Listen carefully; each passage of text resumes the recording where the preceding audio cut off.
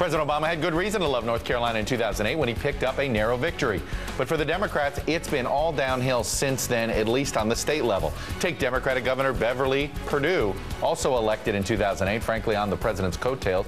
She became so unpopular, she decided not to run for re-election. In the midst of her first term in 2010, Republicans gained the majority in both chambers of the state legislature for the first time in 140 years. And while the GOP has gained strength, state Democrats are facing an embarrassing and salacious scandal. And I'm not talking about John Edwards. Just 2 weeks ago, the state party executive director, Jay Parmley, quit amid allegations he sexually harassed a former staffer. Party chairman David Parker is barely hanging on to his job amid allegations he tried to cover the whole thing up.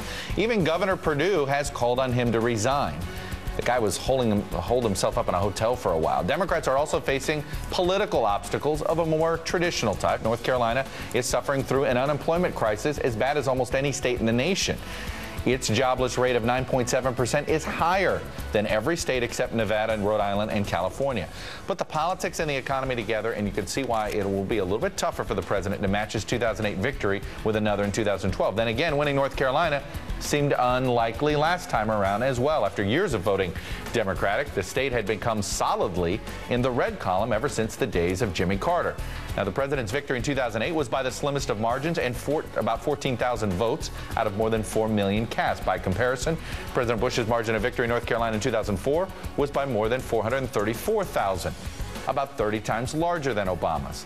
Despite all this, North Carolina is considered a swing state in 2012, just as it was in 2008, but the political landscape certainly seems more daunting for Democrats this time around.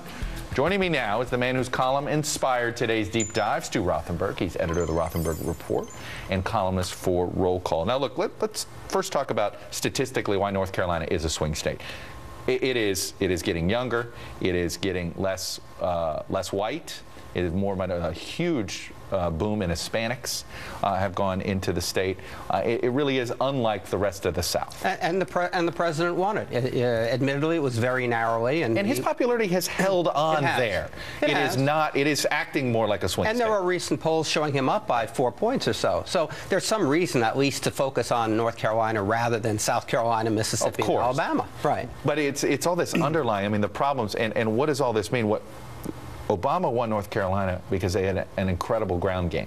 If you have a state party in this turmoil, what do you do if you're Well, it's interesting you should point that out, because after my column appeared, I got an email from a Republican operative who said that the Romney folks and the North Carolina Republicans were opening a campaign office in Mecklenburg County, I believe, and that they hadn't done that 4 years ago until September. Right. So the Republicans are trying to organize earlier. I think they understand that the state can be competitive, but that if they work hard, do the right things, and the national environment goes their way, Romney ought to win North Carolina. Another weird, I remember when Charlotte was named, and you had, and this was very important to David Plouffe. He believed that the Denver Convention helped organize the state of Colorado for them. Doesn't mean that much on the convention itself, right, but you get an influx of volunteers. So the same theory is what he was hoping would hold true in Charlotte. Except they're holding it at where? The Bank of America? Where's the president speaking? Right, Bank of America, they have a Bank of America field or stadium. Yeah. And it was interesting. We didn't see anything from Occupy Wall Street until just the other day, and suddenly they seem to be back. And, you'd think that would be a magnet for protests for Democrats who are unhappy with the administration. So, look, it looked like a terrific pick initially. You understood it. Right. Sure, this is going to activate the Democrats in the state. But now with all of these developments, you have to wonder, Chuck, maybe it's just about hotel rooms and the facility and the weather. Maybe that's it. Yeah. We always like to impute some political motives. But if this was really part of a bigger plan to carry the state, you got to wonder, maybe it's not going to work. But let's look at it the other way. This is still thought of as a Republican-leaning state that the president overperformed in. But at the same time, unlike Indiana, they really want to still try to keep it in play. Yeah. They're trying to keep the map larger. Sure. The Republicans haven't had the same.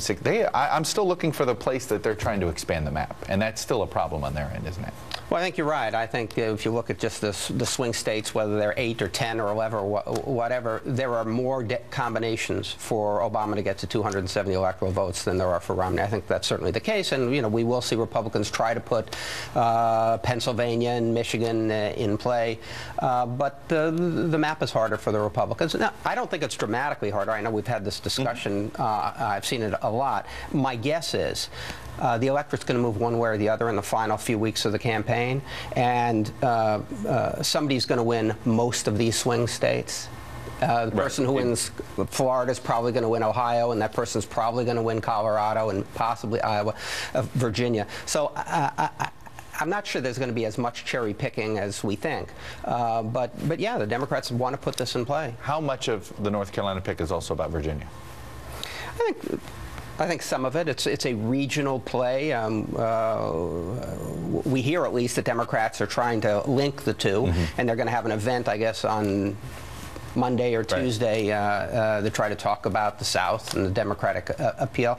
So Virginia is a key state. I actually think Virginia, Colorado, and Wisconsin is where the election is going to be won or lost. Yeah, well, Wisconsin, I think, it's sort of one of those shake the eight ball, ask me again after the recall, right? Exactly. All right, Stu Rothenberg, a very provocative column as always.